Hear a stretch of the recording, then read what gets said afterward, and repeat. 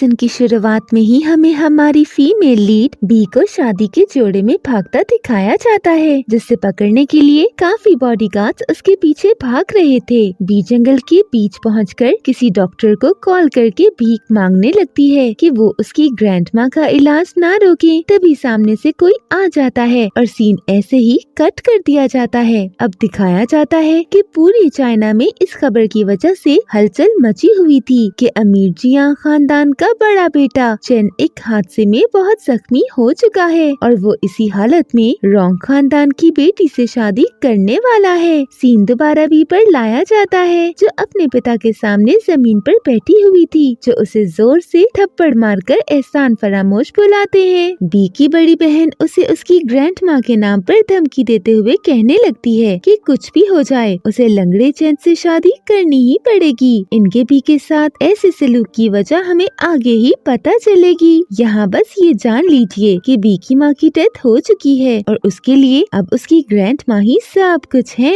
इसी के साथ बी को चैन का चर्च में इंतजार करते हुए दिखाया जाता है, जहाँ जैसे ही चैन दाखिल होता है तो बी उसे देखकर डर जाती है, क्योंकि चैन के आधे चेहरे पर मास्क था और वो व्हीलचेयर पर बैठा हुआ था। ये देखकर वहाँ मौजूद लोगों में से एक आदमी, जो चैन का छोटा भाई था, उठकर हंसते हुए कहने लगता है कि कैसे जियांग खानदान चैन के लिए ऐसी डरी हुई लड़की को खरीद कर लाए हैं। चैन अपने भाई को जवाब दिए बगैर बी को ये कहकर जाने लगता है कि वो ऐसी लड़की से शादी नहीं कर सकता जो उससे डरती हो।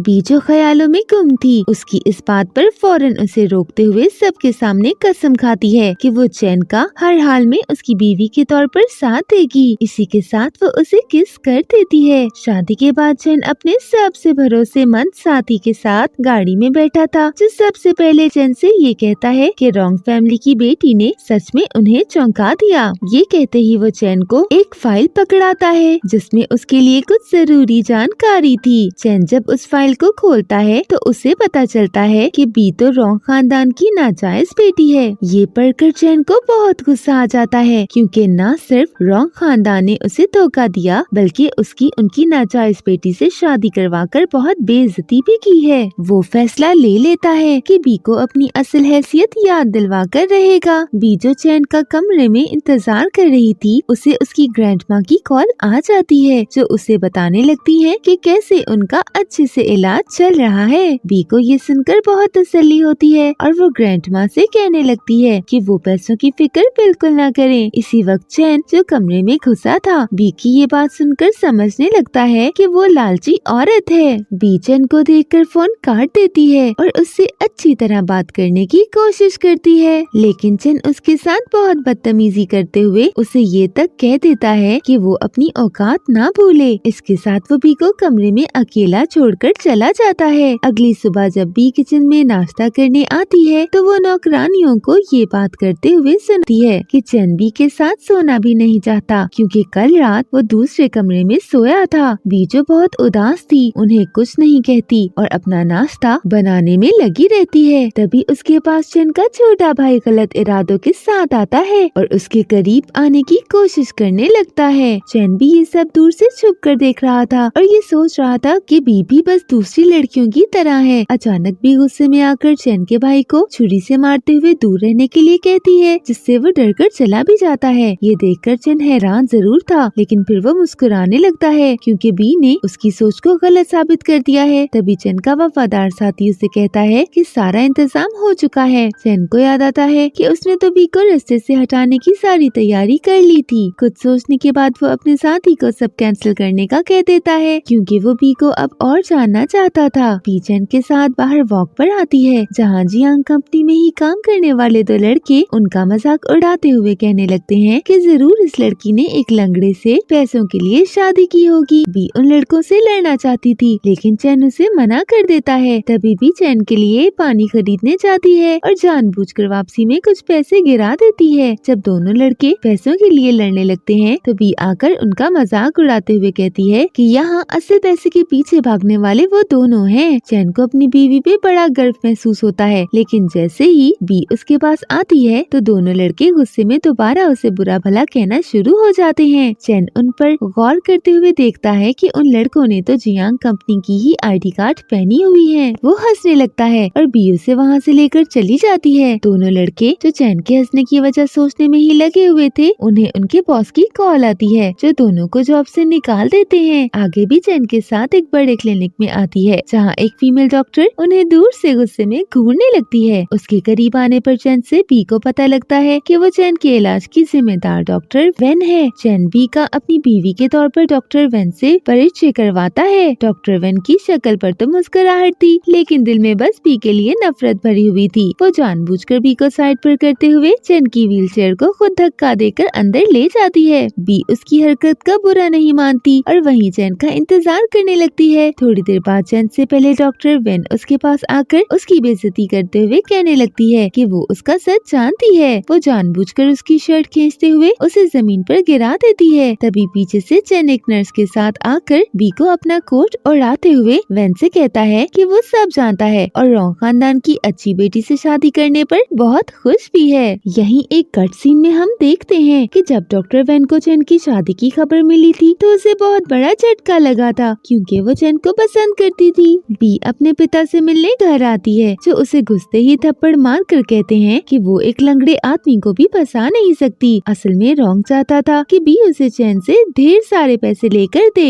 बी की बड़ी बहन भी बी को मारने लगती है। तभी चैन जो रॉन्ग से मिलने आया था ये सब देख लेता है। चैन का साथी इस सब की वीडियो बना लेता है और इसी वीडियो से चैन रॉन्ग को रोकते हुए धमकाता है। साथ ही वो उससे ये भी कहता है कि उसने नाजायज बेटी बेचकर मरने की ख्वाहिश की थी, जिसे वो पूरा करने आया है। रॉन्ग जो उसकी धमकी से डर गया था, फौरन बहाने बनाने लगता है। चैन उसकी हर बात को नजरअंदाज करते हुए सीधा वो रकम मांगता है जिसका उसने बी से वादा किया था, जो असल में उसकी ग्रैंडमा के इलाज के लिए थी। रॉन्ग को भी आखिर बी को वो रकम देनी ही पड़ती है। बी पैसे लेकर चैन को शुक्रिया कहते हुए उसके साथ जाने ही लगती है कि उसकी बहन जो कभी बाज नहीं आने वाली थी, पीछे से ये तंज मारती है कि बी एक लंगड़े से ही शादी करने के लायक थी। चैन ये सुनकर रुकते हुए आखिर अपना मास्क उतार देता है, जिसके पीछे एक हैंडसम सा चेहरा छुपा हुआ था। बी की बहन तो उस पर लट्टू हो चुकी थी, लेकिन चैन उसकी तरफ बिल्कुल नहीं देखता और बी से पूछता है कि अगर वो उसके चेहरे से खुश है। इस पर बी उससे चेहरा छुपाने की वजह मांगती है, तो चैन बी की बहन की तरफ इशारे करते हुए कहता है कि वो बस कुछ बदसूरत लड़कियों को उसे घूरने से रोकना चाहता था। अब क्योंकि उसकी एक खूबसूरत सी बीवी थी तो वो उसके काबिल दिखना चाहता है। थोड़ी देर बाद हम बी की बहन को खूब तैयार हुए चैन के घर में जबरदस्ती घुसता हुआ देखते हैं, लेकिन चैन उसे बिल्कुल भाव नहीं डालता। चैन का साथी उसी वक्त चैन को आंख मारते हुए सामने टेबल पर कुछ रखकर चला जाता है। बी की बहन चैन को अपनी बातों में लाने की कोशिश करने लगती है, लेकिन तभी बी वहाँ आ जाती है और फौरन अपनी बहन पर चिल्लाते हुए उसे अपने शौहर से दूर रहने के लिए कहती है। बी की बहन कौन सा उसकी बात सुनने वाली थी, वो अपनी हरकतें जारी रखती है। तभी चैन जानबूझकर खांसता है तो बी टेबल पर पड़ी टी पॉट में से उसके लिए गर्म पानी निकालने बढ़ती है कि उसकी बहन उसे धक्का देकर खुद टी पॉट को हाथ लगा लेती है, जो असल में बहुत गर्म था। चैन ये देखकर मुस्कुराते हुए उसे कहता है कि ये उसके लिए सबक था, ताकि आइंदा वो दूसरों का हक ना मार सके, खासकर उसकी बीवी का। बी की बहन के जाने के बाद चैन बी को लेकर शॉपिंग करवाने आता है, जहाँ उसे एक ड्रेस बहुत पसंद भी आ जाता है, लेकिन वो कीमत देखकर खरीदने से मना कर देती है। तभी चैन वहाँ मौजूद दुकानदार को इशारा करता है तो वो लड़की बी के पास एक बॉक्स के साथ आकर उसे बताती है कि आज उनकी लकी ड्रॉ का दिन है। बी लकी ड्रॉ जीत भी जाती है। यहाँ हम समझ जाते हैं कि ये सब चैन का ही काम था, जो बस बी को खुश देखना चाहता था। इनके खुशी के पल को बी की बेशरम बहन खराब करने आ रही होती है कि चैन दुकानदार को दोबारा इशारा करते उसे दुकान से बाहर फेंकवा देता है। बी की बहन रॉन्ग खानदान की बड़ी बेटे होने के नाते रोब झाड़ने की कोशिश करती है, लेकिन तभी दुकानदार से उसे पता चलता है कि चैन ने जियांग के हर शॉपिंग मॉल में घुसने से उस पर पाबंदी लगा दी है। उसी रात बी से उसका सीनियर मिलने आता है, जिसे वो 5 साल पहले पसंद करती थी। वो बी का हाथ पकड़ने ही लगता है कि बी पीछे होते हुए उसे अपनी शादी की अंगूठी दिखाती है। सीनियर बी को साथ डिनर पर चलने की रिक्वेस्ट करता है, जिसके लिए बी मान जाती है। यहाँ हमें सीनियर के चेहरे पर अजीब सी मुस्कुराहट नजर आती है, यानी वो जरूर कुछ गलत सोच रहा था।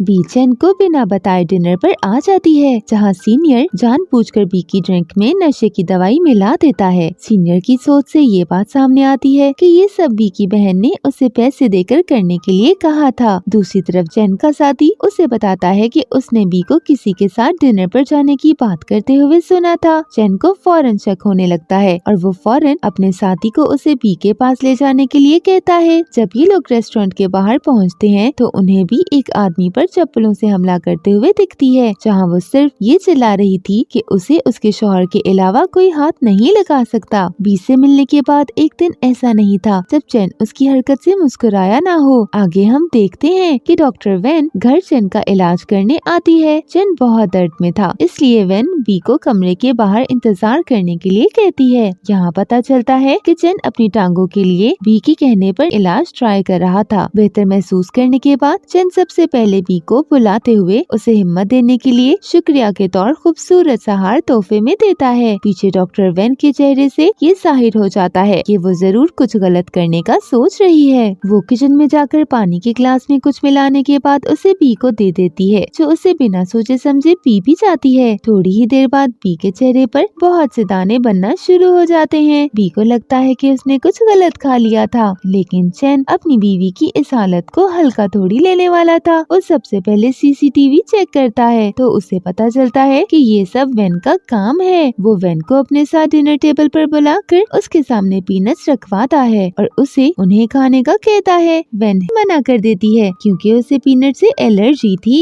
चैन टेबल पर गुस्से से हाथ पटकता हुए उसे ये कहता है कि उसकी बीवी की बुरी हालत करने से पहले उसे ख्याल नहीं आया तो वो क्यों उसके बारे में सोचे। वो उसे दोबारा पीनट्स खाने का बोलता है तो वैन उसके गुस्से से डरते हुए आखिर पीनट्स खा लेती है। उसकी शक्ल पर दाने देखकर चैन को तसल्ली हो जाती है और वो उसे जॉब से निकाल देता है। इसके बाद वो सीधा बी के पास जाता है जो अपने चेहरे पर खारिज करने में लगी थी। वो उसे रोकता हुआ किस कर देता है और सीन यहाँ कट हो जाता है। दिन गुजरते जाते हैं और चैन की टांगे बेहतर होने लगती हैं। वो आहिस्ता आहिस्ता करके चलना भी शुरू हो जाता है, लेकिन वो इस बात की बी को खबर नहीं होने देता। यहाँ छोटे मोटे सीन से हमें ये पता चलता है कि चैन ये सब सिर्फ इसलिए कर रहा था ताकि बी हर वक्त उसकी मदद करती रहे और उसके पास ही रहे। यहाँ तक कि एक बार किसी पार्टी में जाने के लिए उसने कपड़े भी चेंज नहीं किए थे। देर होने की वजह से उसका साथी उसकी मदद करने आया था, लेकिन उसने उसे डांट कर भगा दिया था क्योंकि वो सिर्फ बी का इंतजार कर रहा था। चैन बी के साथ पूरी तौर पर जिंदगी का मजा लेने के लिए एक खतरनाक सर्जरी करवाने का फैसला कर लेता है, लेकिन वो बी को इस बात की खबर नहीं देता क्योंकि इस सर्जरी में बहुत खतरा था और वो सिर्फ सर्जरी कामयाब होने के बाद ही बी को सरप्राइज देना चाहता था। चैन की सर्जरी रूम में जाने के बाद उसका साथी वहीं उसका इंतजार करने लगता है। दूसरी तरफ बी की बहन उसके पास आकर उससे कहती है कि चैन की फैमिली उसे इलाज के लिए बाहर मुल्क भेजने वाली है, जहाँ से वो कभी लौट कर नहीं आएगा। बी उसकी बातों पर भरोसा नहीं करती तो उसकी बहन उसे चैन को कॉल करने का कहती है। जब चैन कॉल नहीं उठाता तो बी परेशान होकर अपनी बहन के साथ चली जाती है क्योंकि चैन कुछ भी हो जाए उसकी कॉल हर हाल में उठाता जरूर है। घर से बाहर आने पर बी को चैन का भाई मिलता है जो उसे अपने साथ एयरपोर्ट चैन से मिलने के बहाने ले जाता है। यहाँ आप समझ ही गए होंगे कि ये इन लोगों की मिली हुई चाल है। चैन का साथी फौरन चैन के पास भागते हुए आकर उसे बताता है कि जिस आदमी को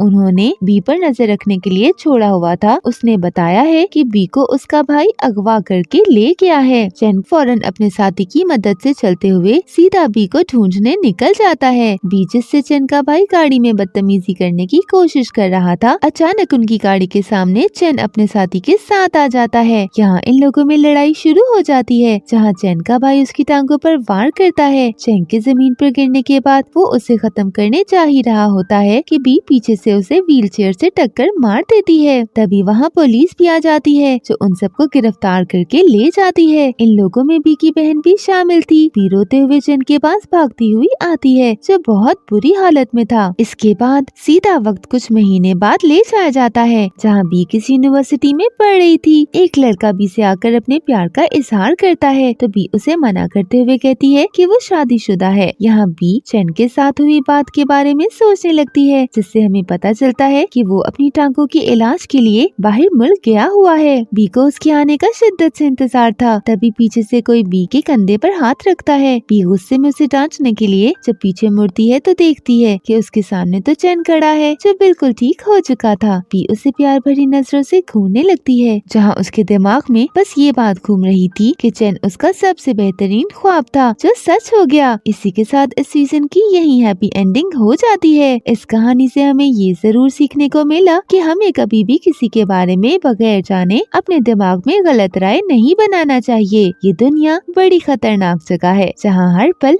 सावधानी बरतने के साथ अपनी अकल से काम लेना भी बहुत जरूरी है। Thanks for watching.